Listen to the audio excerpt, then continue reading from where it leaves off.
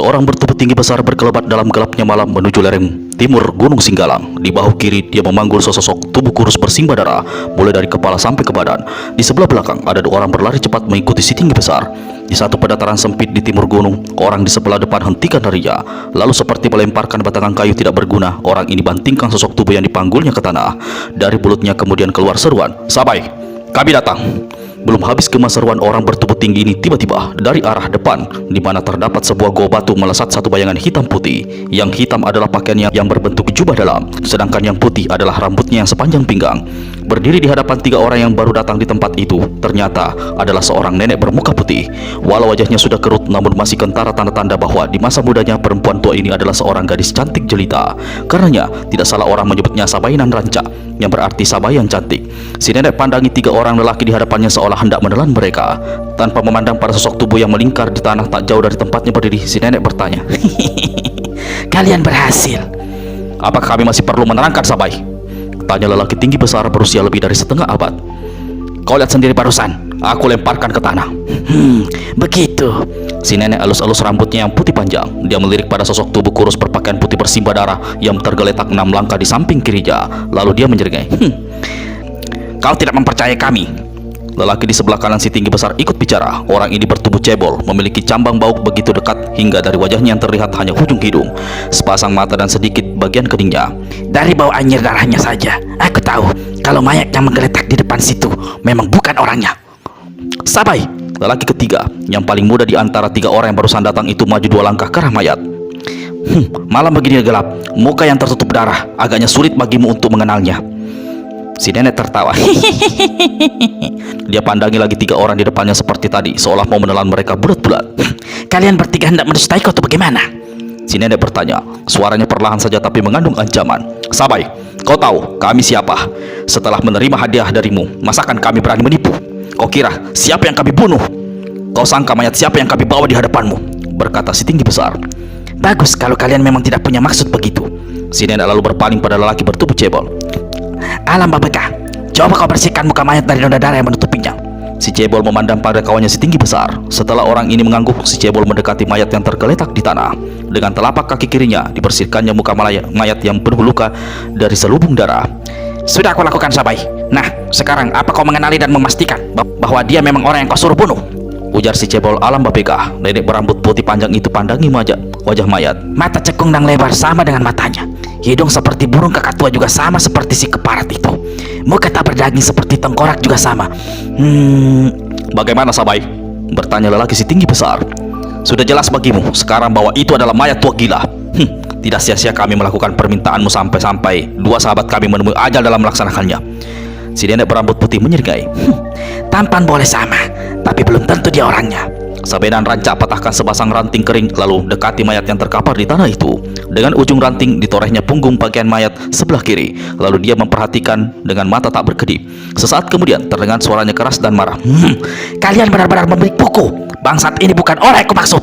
Tua gila punya tanda sebuah titik tai lalat di punggung kirinya. Orang ini tidak punya tanda itu." Tiga orang di depan Sabainan Ranca terkesigap. Si tinggi besar berusaha menahan membela diri. Setelah puluhan tahun berlalu saja, tai lalat itu lenyap dengan sendirinya. Sabainan Ranca hantamkan ranting kayu itu pada tangan kanannya ke mulut orang yang bicara, hingga ranting itu patah. Darah mengucur dari luka besar di bibir si tinggi besar. "Marang Tongga, aku tidak suka pada orang yang banyak mulut pandai berdalih macammu. Aku sudah katakan orang ini bukan tua gila. Kau masih mau banyak mulut?" Marang Tongga si tinggi besar dan dua kawannya yaitu si cebol Alam Babeka serta Sidiku Mango sesaat terdiam. Lalu dengan suara merendah Marang Tongga berkata, "Kalau memang kami terjadi kesalahan tangan, itu hanya satu kebetulan saja, Sabai. Kami tidak ada niat buruk untuk menipumu. Lalu kami akan turun gunung lagi untuk mencari musuh besar itu sampai dapat, lalu membawa mayatnya ke hadapanmu." 3 bulan lalu kau juga berkata begitu. Apa hasilnya?" "Sekali ini kami akan bekerja hati-hati, penuh selidik." Sabainan Ranca tertawa panjang membuat tiga lelaki di hadapannya jadi tidak enak. "Kepercayaan kepada kalian sudah putus. Kalian boleh turun gunung. Aku tidak akan meminta kalian untuk menghalangi mencari keparat itu. Marang Tongga, sebelum kau pergi, harap kau kembalikan dulu kantong emas yang aku berikan tempo hari." "Tapi Sabai," si nenek pelototkan mata pada Marang Tongga. Air mukanya menjadi sangat menggigitkan. Kepalanya digelengkan beberapa kali. "Tidak ada tapi-tapian. Marang, lekas kembalikan emas itu." Si nenek lalu ulurkan tangannya sambil gigit-gigit bibirnya sebelah bawah tanda kesal. Marantongga keluarkan satu kantong kecil dari balik pakaiannya. Kantong ini berisi emas, dilemparkannya ke arah Sabainan Raja. Si nenek cepat menyambutnya dan cepat pula berkata, Aku belum pikun. Seingatku dulu aku memberikan 2 kantong emas padamu. Mengapa kau mengembalikannya cuma 1? Marantongga menyerai. Sabai, harap kau maklum. Tugas yang kau berikan pada kami bukan saja menghabiskan biaya, waktu, tapi juga tenaga dan pikiran. 2 orang sahabat kami bahkan menemui ajal. Jadi aku rasa pantas kalau cuma 1 kantong yang aku kembalikan padamu. Sepasang mata si nenek tanpa memancarkan sinar aneh. Kita tidak pernah membuat perjanjian seperti itu. Bayaran kalian 2 kantong emas kalau berhasil membunuh tua gila dan membawa mayatnya di hadapanku. Yang kau bunuh nyatanya bukan tua gila. Jelas perjanjian menjadi batal. Ayo cepat, serahkan padaku emas yang 1 kantong. Emas itu tidak ada lagi padaku. Aku tinggalkan di satu tempat. Jangan berani dusta, bentak Sabainan Raja. Wajahnya yang putih merah membesi. Kalau tidak percaya silahkan geledah, jawab Marantongga. Kalau begitu, sekantong emas itu terpaksa kau ganti dengan nyawamu sendiri, kata Sabainan Raja pula. Lalu masih memegang kantong ranting kayu di tangan kanan, dia melegak mendekati Marantongga. Lelaki tinggi besar ini segera mencium bahaya, maka dia cepat berkata, "Tunggu dulu Sabai, apa yang hendak kau lakukan?" Apa kau tuli? Tidak dapat kau kembalikan sekantong emas itu, berarti kematian bagimu. Jangan begitu Sabai. Bagaimana kalau kita membuat perjanjian baru? Kami bertiga akan bersumpah mencari tua gila sampai dapat, membunuhnya dan menyerahkan mayatnya padamu. Janji dan sumpah hari ini tidak berlaku lagi, Marantongga. Sekali lagi aku bilang kau harus mati, tak dapat ditawar-tawar lagi. Atau mungkin 2 kawanmu itu bisa mewakili kematianmu. Berubahlah para si Cep, Alam Babegah dan Sidi Kumango mendengar ucapan si nenek. Sebaliknya, Marantongga menyerengai lalu berkata, "Jika kau memang suka nyawa mereka, silakan ambil." Marantongga, kau sudah gila, teriak Sidi Kumango. Dia memimpin, dia yang bertanggung jawab, dia harus yang kau bunuh. Menimpali Alam Babegah, si nenek tertawa panjang. Daripada susah-susah menemukan siapa yang harus kubunuh, bagusnya kalian bertiga aku habisi saja. Sabainan Raja melesat ke depan. Rantai di tangan kanan menyambar, berubah menjadi sebaran bayangan hitam mengeluarkan suara menderu. 3 lelaki berseru kaget. Marantongga melihat ujung rantai menyambar ke arah keningnya. Cepat, dia melompat mundur. Alam Babegah membuang diri ke samping begitu ujung ranting di tangan si nenek membabat ke perutnya. Yang terlambat menyelamatkan diri adalah Sidi Kumango. Ranting kayu menancap telah di batang lehernya sebelah kiri, tembus sampai ke kanan. Dari tenggorokannya terdengar suara seperti ayam dipotong. Ketika Sabainan Raja menarik ranting itu, darah pun mengucur dari lubang luka di leher Sidi Kumango. Tubuhnya terhuyung beberapa kali sebelum roboh dan menggeletak di tanah tanpa nyawa lagi. Si nenek tertawa mengekeh. Kalian sudah tahu, Sabainan Raja tidak bisa dibuat main-main. Sekarang rasakan sendiri akibatnya. Lalu sepasang mata perempuan tua ini melirik tajam pada Marantongga. Kalau ku lawan, tak ada gunanya. Aku masih hidup, membatin Marantongga. Sebelum si nenek kembali menyerbu, dia segera berseru, "Sabai, kita sudahi urusan ini sampai di sini. Kantong emas yang 1 lagi aku segera kembalikan kepadamu. Ini, ambillah." Dari balik bajunya, Marantongga keluarkan sebuah kantong kain lalu dilemparkannya ke arah Sabainan Raja. Si nenek gerakkan tangan kanannya yang memegang ranting. Kantong kain serta-merta ikut terkait di ujung ranting. Kau sudah mendapatkan kantong emasmu, jadi tidak perlu kami berlama-lama di tempat ini. Marantongga memberi isyarat pada Alam Babegah. Tanpa tunggu lebih lama, kedua orang ini segera berkelebat pergi. Sabainan Raja segera ambil kantong dari ujung ranting. Begitu diperiksanya, keluarlah caci maki dari mulut perempuan itu. Batu, jangan betul, berani menipuku. Sabainan Raja bantingkan kantong emas berisi batu kerikil itu ke tanah. Sekali dia berkelebat, tubuhnya lenyap dari tempat itu. Marantongga dan si cebol Alam Babegah lari menuruni lereng Bukit Singgalan seperti dikejar setan. Mereka sengaja menempuh bagian gunung yang ditumbuhi pepohonan dan semak belukar lebat. Jika si nenek mengejar mereka, pandangannya akan terhalang oleh semak dan pohon serta kegelapan malam. Rasanya sudah aman.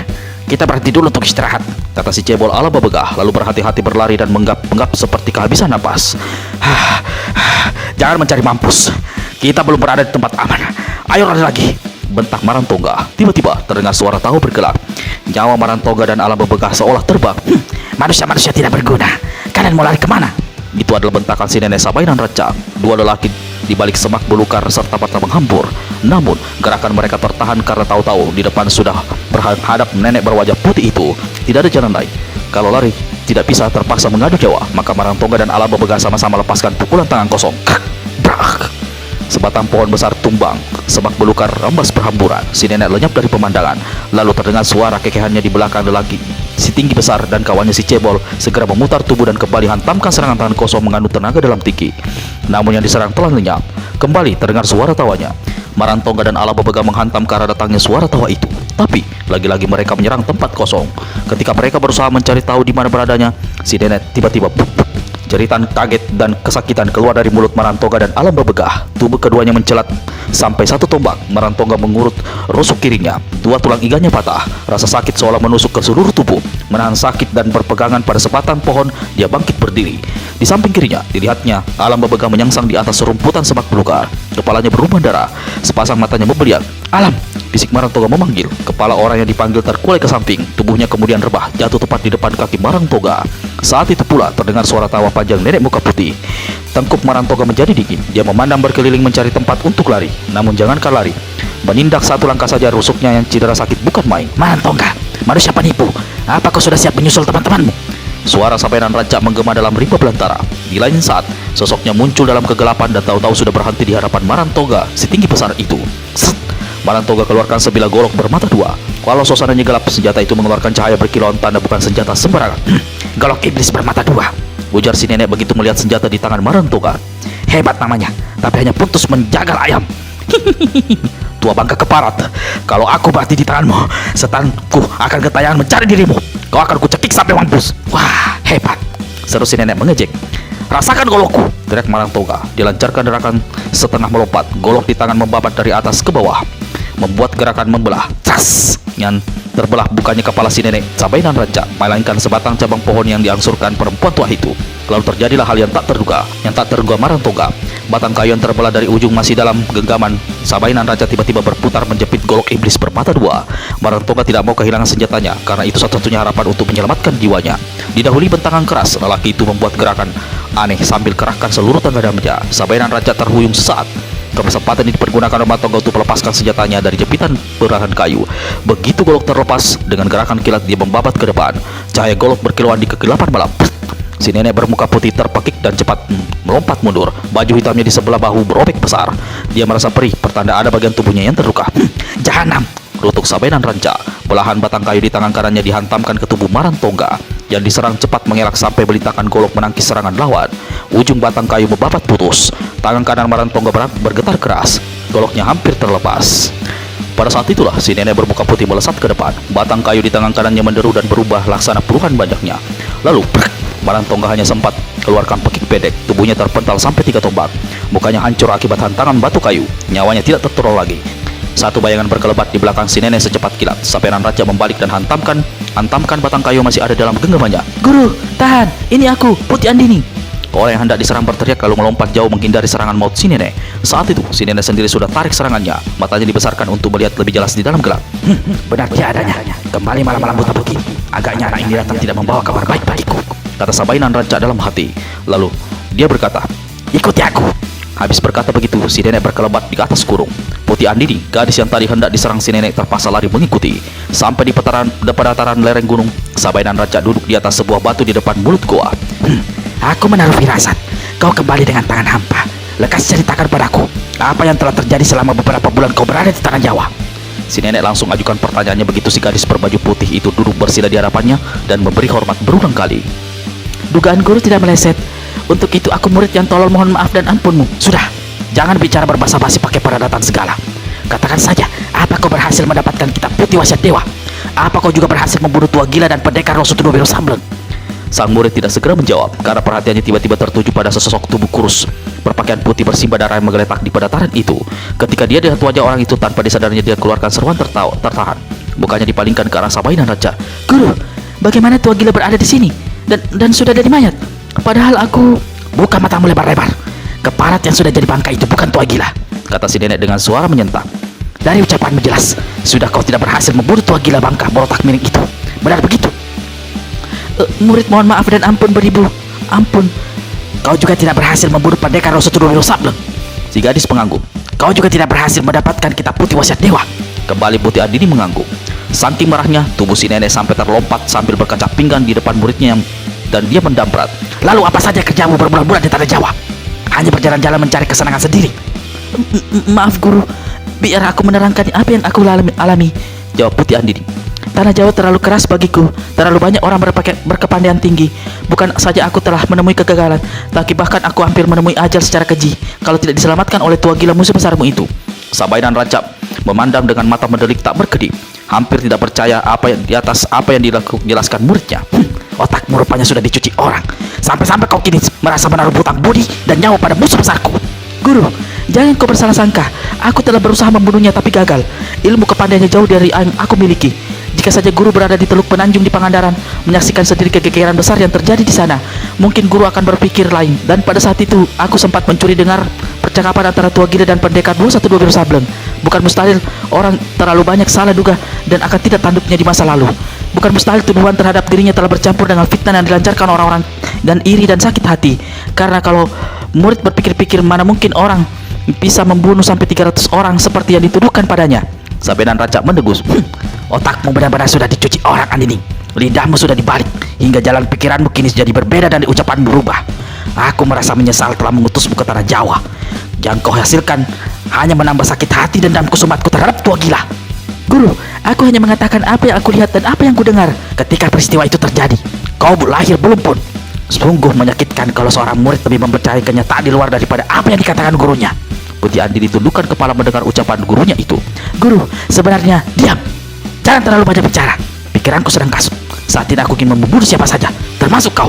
Guru, aku menyadari kesalahanku. Aku siap menerima hukuman. Dibunuh sekalipun rasanya aku ikhlas. Atau mungkin guru ingin aku bunuh diri saja untuk menebus kesalahanku.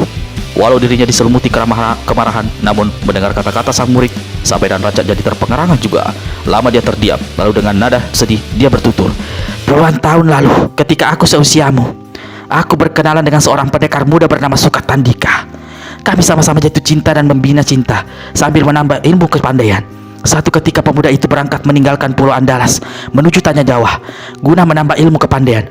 Sebelum pergi, dia telah berjanji akan segera kembali dan kami akan melangsungkan perkawinan.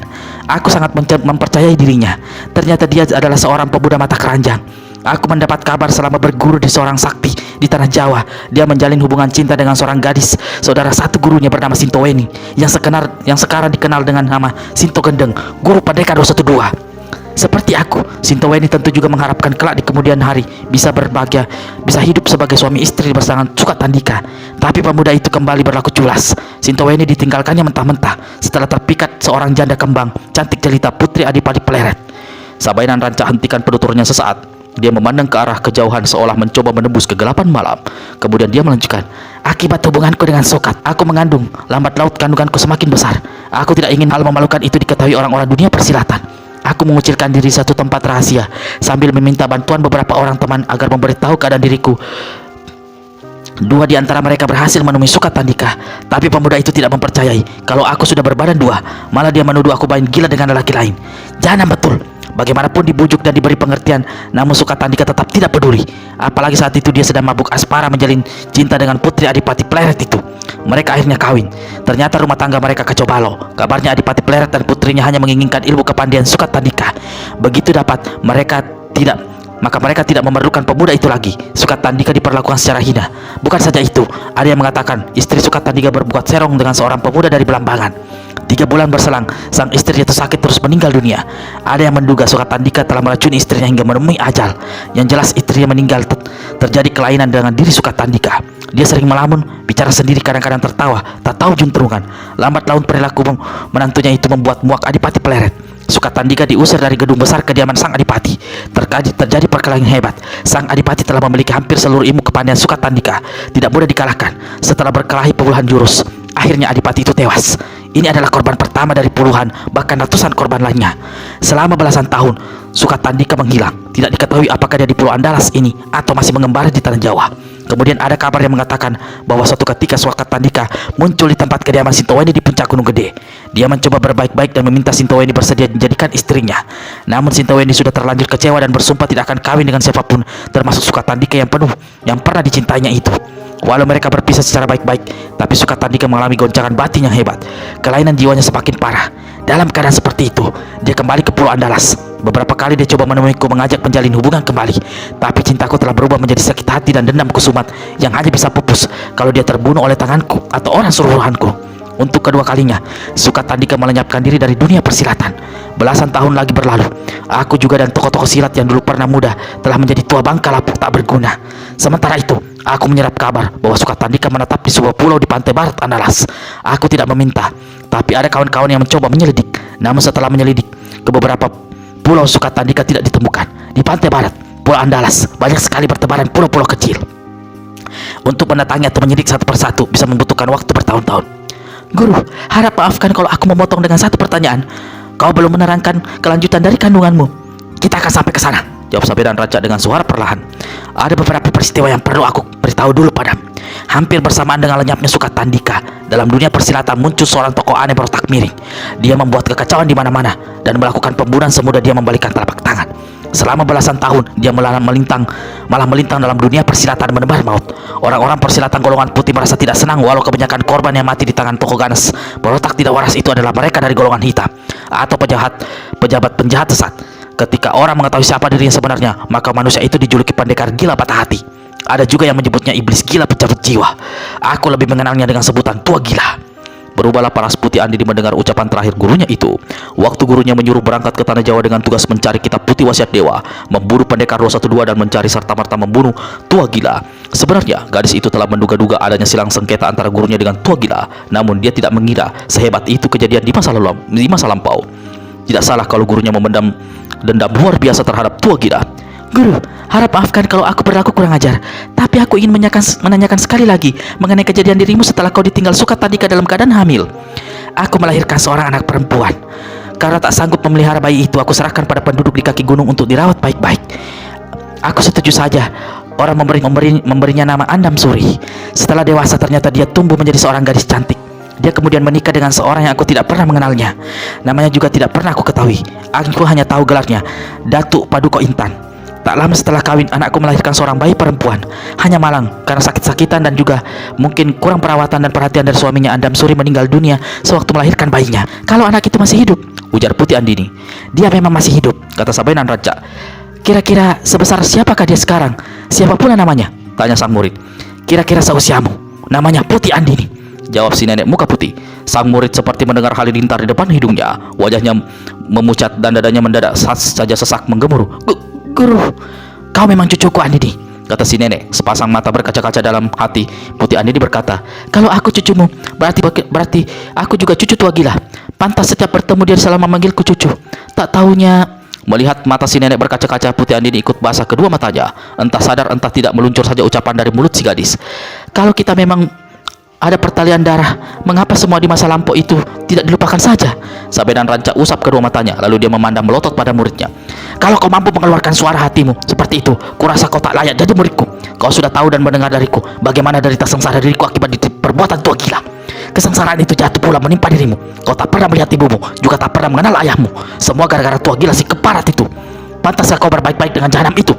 Jika kau merasa dekat dengan dia, pergilah menemuinya, tinggal bersamanya. Bukankah dia kakekmu juga? Jika itu sampai kau lakukan, maka mulai sekarang putuslah hubungan kita sebagai guru dan murid. Mohon maaf guru, maksudku bukan begitu. Aku melihat sendiri antara tua gila dan si Togondang telah berbaik-baik.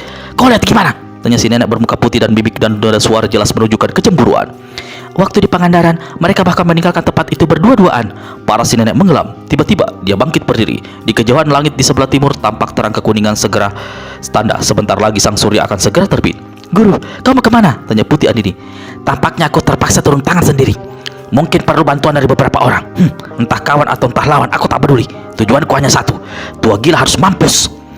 Kalau begitu aku ikut denganmu, kata Putu Andul muda. Tidak, kau tetap di Gunung Singgalan ini. Kulihat kau kembali tanpa satu payung pun dalam buntalanmu. Berarti memang belum layak berada dalam rimba persilatan.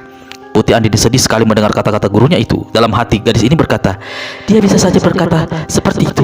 Sejak 5 tahun terakhir dia tidak pernah meninggalkan Gunung Singgalan. Dia tidak tahu perubahan-perubahan yang terjadi dalam rimba persilatan. Kalau saja dia sempat menginjakkan kaki di tanah Jawa, baru dia tahu tingkat ilmu silat dan kesaktian orang. Pikirannya sempit, hanya sebatas seputar gunung ini saja.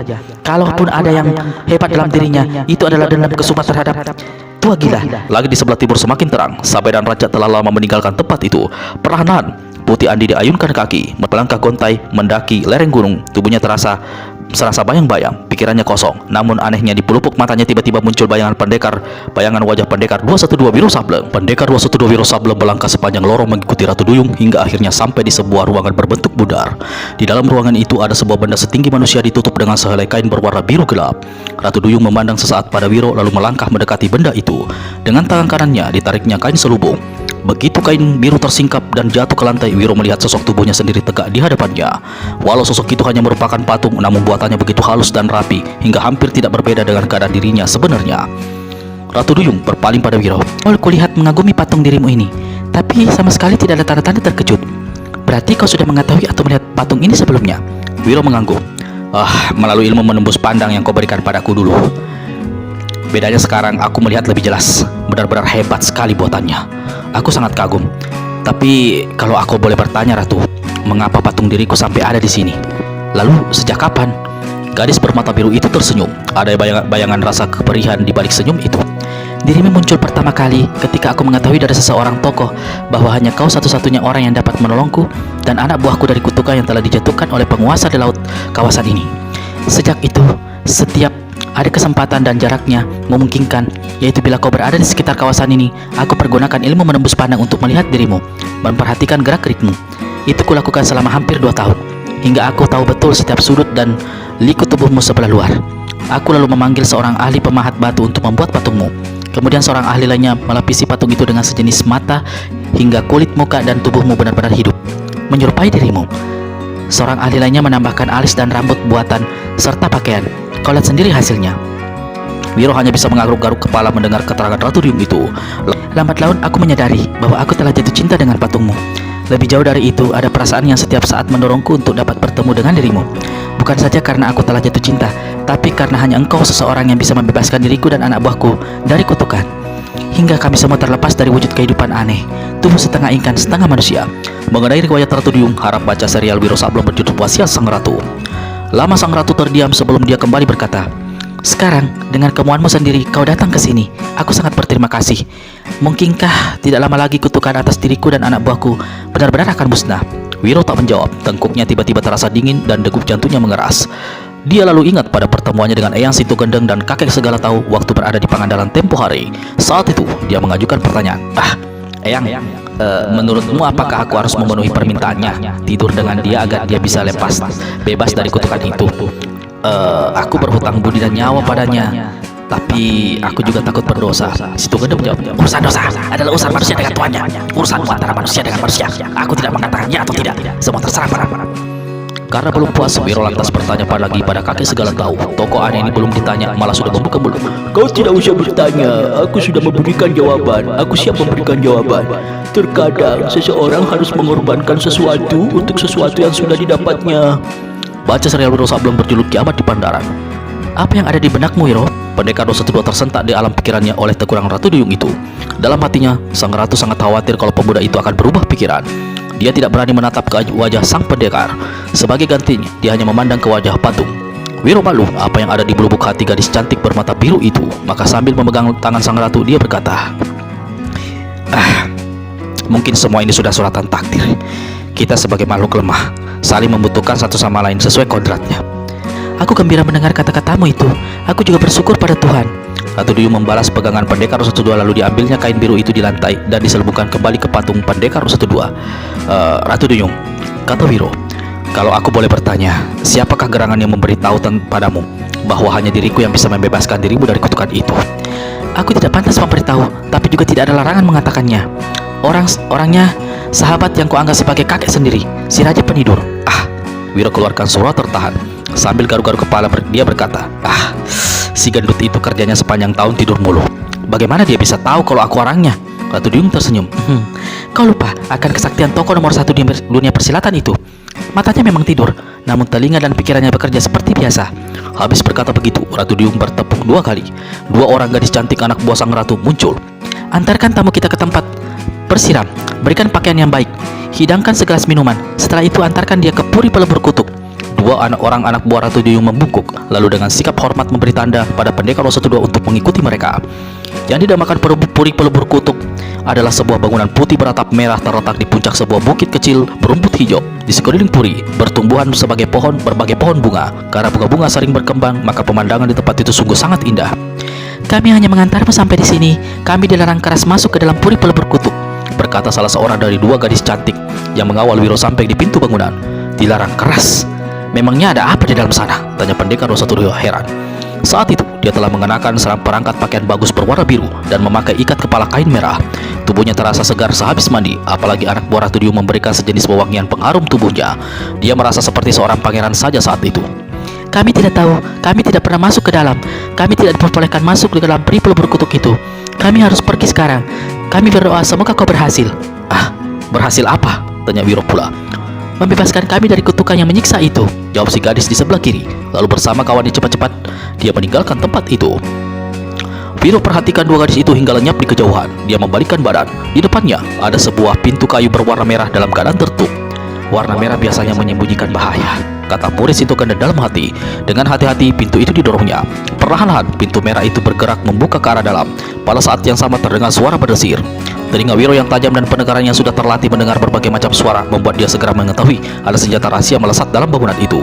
Secepat kilat dia jatuhkan diri lalu berguling menjauhi ambang pintu. Dugaan Wiro tidak meleset. Dari dalam bangunan melesat dua buah benda. Yang pertama lenyap dan jatuh di kejauhan. Satunya lagi menancap di batang pohon sejauh 3 tombak dari pintu. Benda itu ternyata adalah sebuah pisau besar, hampir menyerupai golok kecil. Badan dan gagang golok terbuat dari besi merah. Ah, Ratu Duyung rupanya menjebakku, kata Wiro dalam hati. Lalu dengan cepat bangkit berdiri. Sepasang matanya memandang berkeliling, khawatir kalau tempat itu dipasangi peralatan senjata rahasia lainnya. Tapi kalau dia ingin membunuhku, bukankah sama saja dia mencari celaka sendiri? Kutukan yang menguasai dirinya tidak akan pernah lenyap. Urusan gila macam apa yang kuhadapi saat ini? Wiro memandang ke arah pintu yang terbuka. Dari tempatnya berdiri, dia bisa melihat jelas bagian dalam bangunan. Berlantai merah lalu ada permadani panjang berwarna biru di sebelah tengah. Ujung permadani itu berakhir di sebuah tempat tidur tembaga berlapis emas yang bagus sekali. Di kanan tempat tidur terletak sebuah kursi yang juga terbuat dari tembaga berlapis emas. Bau harum semerbak menghambur keluar dari ruangan. Murid Sintoga dan Jari tercekat. Ah, jadi ini tempatnya. Dan rajang pelubur kutuk. Ah, apakah aku harus masuk ke dalam ruangan itu atau lebih baik tetap di sini dulu? Jangan-jangan tempat tidur itu dipasangi alat rahasia. Begitu aku nangkring di atasnya, putus anuku. Wiro garuk-garuk kepala. Saat itulah tiba-tiba dinding sebelah kiri ruangan seperti bergeser. Lalu tampak Ratu Duyung melangkah anggun mengenakan jubah merah darah. Mahkota kerang warna biru yang biasanya bertengger di kepalanya berganti dengan sebuah mahkota besar terbuat dari emas bertabur intan berlian. Di tangan kanannya, Ratu Duyung memegang sebuah piala terbuat dari perak. Wiro tak tahu apa isinya. Di dalam piala itu keluar kepulan asap merah kekuningan. Pendekar Ratu Duyung Sableng, aku mengendangmu masuk ke dalam puri pelebur kutuk, Ratu Duyung berkata. Suaranya menggema dalam ruangan itu. Wiro tak bergerak. Belum pernah dia melihat sang ratu seanggun dan secantik seperti saat ini. Tidak usah ragu, tidak ada yang perlu dikhawatirkan. Silakan masuk. Ah, Ratu, barusan ada 2 golok yang digerakkan oleh senjata rahasia hampir saja menembus tubuhku. Ah, aku tidak mengerti. Itu hanya satu ujian kecil, Wiro, dan kau berhasil lolos. Ah, kalau aku gagal, berarti apa yang kau inginkan tak akan pernah terkabul, ujar Wiro. Ratu Duyung tersenyum. Apakah kau telah menemui kegagalan? Wiro tertawa lebar. Memang tidak, katanya sambil garuk-garuk kepala. Kalau aku bertanya, apa maksud ujian itu? Untuk membuktikan bahwa kau betul-betul masih perjaka. Ah, apa? Seru Wiro kaget dengan mukanya menjadi merah. Seorang yang tidak perjaka lagi tidak akan mampu menyelamatkan diri dari 2 golok yang terbang tadi. Kau berhasil menyelamatkan diri. Berarti apa yang pernah kau katakan dulu kepadaku bukan suatu kedustaan. Wiro hanya bisa menarik nafas dalam-dalam dan garuk-garuk kepala lagi. Kalau tidak ada yang kau khawatirkan lagi, silakan masuk ke dalam sini. Duduklah di sebelah kiri. Aku memiliki kursi di sebelah kanan. Wiro langkahkan kaki sebelah melewati ambang pintu. Dia merasa lega begitu masuk ke dalam ruangan tanpa terjadi apa-apa. Seperti yang dikatakan Ratu Duyung, dia duduk di kursi sebelah kiri tempat tidur. Ratu Duyung menyusul duduk di kursi sebelah kanan. Pada saat itu, pintu merah yang tadi terbuka perlahan menutup. Sebelum datang ke tempat ini, aku telah mengumpulkan semua anak buahku. Kukatakan pada mereka apa yang akan segera terjadi. Mereka menyambut penjelasanku dengan mata berkaca-kaca. Banyak yang menangis. Begitu aku meninggalkan mereka, semuanya mulai berdoa memohon kepada Yang Kuasa agar kita berhasil. Gila, urusan begitu masakan harus diberitahu pada anak buahnya segala, kata Wiro dalam hati. Wiro, di dalam piara perak ini ada cairan beras dari tetesan embun murni yang dikumpulkan selama 3 tahun. Selama 3 tahun pula, piala dan isinya diletakkan di suatu tempat dan dikeluarkan pada setiap kali sang surya keluar dari ufuk lebatnya. Sentuhan sitar merah kekuningan yang sang mentari telah membuat tetesan embun di dalam piala secara aneh bergejolak lembut seperti menindih dan mengumpulkan asap merah kekuningan. Air dalam piala sendiri terasa sejuk dalam peganganku, akan lebih sejuk masuk ke dalam tubuh kita. Setelah berkata begitu, Ratu Duyung lalu meminum air tetesan embun dalam piala sepi sampai setengahnya. Lalu tangan yang memegang piala diangkatnya ke atas. Ketika jari-jari tangannya dilepas, piala perak itu tampak seperti menggantung di udara. Ratu Duyung dorongkan jari tangannya. Perlahan, piala perak bergerak di udara melewati sebelah atas tempat tidur dan sampai di hadapan Wiro. Aku telah menghabiskan setengah air sejuk itu. Silakan kau menghabiskan setengah sisanya. Ratu, mengapa kita harus minum air embun ini segala? Tanya pendekar 1-2. Air embun murni itu akan menyejukkan hati, darah dan tubuhmu. darah dan tubuh kita, sehingga segala nafas kotor dan keji akan lenyap. Yang ada hanyalah hasrat untuk saling menolong, rasa cinta kasih murni yang tidak tercemar oleh nafsu kotor, sehingga kita berbuat sesuai dengan apa yang dikehendaki, bukan sekedar pemuas nafsu belaka. Aneh, kata pendekar dua setua berulang kali dalam hati. Dia memandang ke dalam piala perak. Dilihatnya air embun bening putih bergejolak perlahan seolah mendidih. Dia berpaling pada sang ratu. Ratu Duyung anggukkan kepala dan tersenyum. Wiro dekatkan piala perak ke mulutnya, lalu meneguk habis isi piala itu. Dia merasakan satu kesejukan luar biasa dalam tubuhnya. Ruangan itu dilihatnya lebih terang. Tubuhnya terasa lebih ringan. Dia berpaling pada Ratu Duyung. Angkat ke atas piala perak itu. Lepaskan peganganmu. Biarkan piala melayang di udara. Terdengar Ratu Duyung berkata. Wiro ikuti apa yang dikatakan orang. Begitu piala perak dilepaskannya, benda itu melayang sendiri ke atas. Tapi ketika berada di pertengahan ruangan, yaitu di atas tempat tidur, Ratu Duyung jentikkan jari tangannya. Terdengar satu letupan halus. Piala perak berubah menjadi asap dan lenyap dari pemandangan. Wiro berpaling kembali pada sang ratu. Gadis cantik bermata biru itu balas menatap ke arahnya. Mulai saat ini diriku adalah milikmu, Wiro, kata Ratu Duyung perlahan, hampir berbisik. Ruangan harum semerbak lalu tiba-tiba menjadi suram. Suasana dan tempat tidur sana di bawah langit cerah malam hari diterangi sinar rembulan 14 hari dan taburan bintang gemintang. Ketika Wiro menoleh lagi ke arah Ratu Duyung, gadis itu ternyata telah membaringkan dirinya di atas tempat tidur. Sepasang matanya terpejam, dadanya tampak berdengup naik turun naik. Wiro garuk-garuk kepala. Apakah ini saatnya aku harus melakukan? Pikir Wiro. Semakin dipandangnya wajah sang ratu, semakin cantik paras itu kelihatannya. Wiro bangkit dari kursi, lututnya bergetar ketika dia melangkah mendekati tempat tidur. Dia menjadi semakin tegang ketika duduk di tepi tempat tidur dan berada demikian dekat dengan Ratu Duyung. Ratu, apakah... Wiro, jangan memikirkan apa-apa selain diri kita berdua. Jangan pikiran menguasai hatimu. Kita sudah masuk ke dalam takdir. Tak satu pun di antara kita boleh mundur. Ratu Duyung memegang bahu Wiro. Sang pendekar merasakan satu getaran hebat menjalari tubuhnya. Perlahan dia membungkuk merangkul tubuh gadis itu. Sang ratu balas memeluk erat. Demikian eratnya dua insan ini berangkulan hingga mereka merasakan kerasnya denyutan jantung masing-masing. Pada saat itulah di luar puli berkutuk untuk tiba-tiba terdengar suara menggelegar seperti suara halilintar. Bersamaan dengan itu pintu merah terpentang lebar, lalu satu cahaya kuning melesat masuk ke dalam ruangan. Dua insan yang tengah berpelukan mesra tersentak kaget dan melepaskan perungkulan masing-masing. Wiro melompat ke tepi tempat tidur. Ratu Duyung dalam keadaan masih terbaring cepat menutupi auratnya dengan pakaian, lalu bersurut ke kepala tempat tidur. Satu bau aneh menggidikan memenuhi ruangan, seolah menelan bau harum semerbak yang ada di situ di dalamnya. Bau kembang kenanga, desir Wiro. Lalu dilihatnya wajah sang ratu pucat seperti ketakutan. Sepasang matanya yang biru membelalak besar ke arah pintu. Dari mulutnya keluar bentakan keras. Siapa kau? Wiro memandang ke arah pintu. Dia tidak melihat siapa di situ. Tapi mengapa Ratu Duyung seolah melihat seseorang di sana? Ratu, ada apa? Apa yang terjadi? Siapa yang barusan kau bentak? Ratu Duyung menunjuk ke arah pintu. Gadis berbaju kebaya putih panjang itu, teriaknya. Wiro kembali berpaling ke arah pintu. Aku tidak melihat siapa-siapa. Wiro, awas, dia bergerak mendekatimu, jerit Ratu Duyung. Lalu dia pukulkan tangan kanan ke arah pintu. Selari sinar biru berkiblat. Sebaliknya, dari arah pintu melesat sebuah benda kuning kehijauan berbentuk bintang, menebar bau menggidikan. Sinar pukulan sakti yang dilepaskan Ratu Duyung menghantam benda kuning hijauan dan terdengar letusan keras menggeledak di tempat itu. Pintu pelebur kutuk hancur berantakan. Beberapa dinding ruangan bobol. Di atas ranjang Ratu Duyung duduk tersandar dengan mata melotot. Dari sela bibirnya mengucur darah kental. Wiro sendiri saat itu tergeletak di lantai dalam keadaan tak sadarkan diri. Benda kuning hijau yang hancur akibat pukulan sakti Ratu Duyung bertabur ke arah mukanya. Begitu tersedot jalan pernafasannya tak ampun lagi. Wiro roboh pingsan. Tiba-tiba Ratu Duyung berteriak, darah menyembur dari mulutnya. Jangan bawa dia, demi Tuhan, jangan bawa dia. Sang ratu tidak mampu berbuat lebih dari itu. Sekujur badannya seolah terikat di tempat tidur sehingga dia tak bisa bangkit ataupun bergerak. Di depannya sosok makhluk berwajah gadis cantik tapi bermuka pucat dan mengenakan kebaya panjang putih berkelebat lenyap setelah sebelumnya menyambar tubuh pendekar 212. Kembalikan dia, jangan, kembalikan dia, teriak Ratu Duyung lagi. Napasnya sesak, darah semakin banyak keluar dari mulutnya. Matanya membeliak perlahan-lahan mengecil. 6 anak buah Ratu Duyung menghambur masuk ke dalam ruangan. Mereka terpekik ketika melihat keadaan pimpinan mereka. Kejar, teriak Ratu Duyung. Lalu kepalanya terkulai ke samping. 3 orang anak buahnya segera keluar dari puli pelebur kutuk itu. Yang 3 lagi cepat menutupi tubuh sang ratu, melakukan beberapa kali totokan cepat-cepat membawa sang ratu keluar dari tempat itu. Pendekar 212 Wiro Sableng membuka kedua matanya. Memandang berkeliling, dia dapatkan dirinya dalam sebuah goa. Udara di goa itu sejuk, pertanda berada di satu tempat ketinggian, mungkin gunung atau bukit. Di kejauhan terdengar suara kicauan burung. Apa yang terjadi dengan diriku? Di mana aku berada saat ini? Pikir Wiro. Dia bangkit duduk sambil memandang berkeliling. Penglihatannya tak kurang suatu apa. Begitu juga pendengarannya. Namun sosok tubuhnya terasa lemas, mulutnya terasa kering, tenggorokannya sakit, dirabanya bibirnya kering. Dengan beringsut Wiro bergerak menuju cahaya terang, lalu di mana mulut kuat terletak. Begitu sampai di ambang pintu goa, Wiro menyaksikan satu pemandangan sangat indah. Saat itu masih pagi, sang surya baru saja menyingsing. Titik-titik embung masih menempel di dedaunan. Seperti dugaannya, goa itu memang berada di satu tempat ketinggian menghadap ke sebuah lembah subur, di bawah mana terbentang sebuah sungai. Jauh di sebelah barat kelihatan menjulang sebuah gunung hijau kebiruan.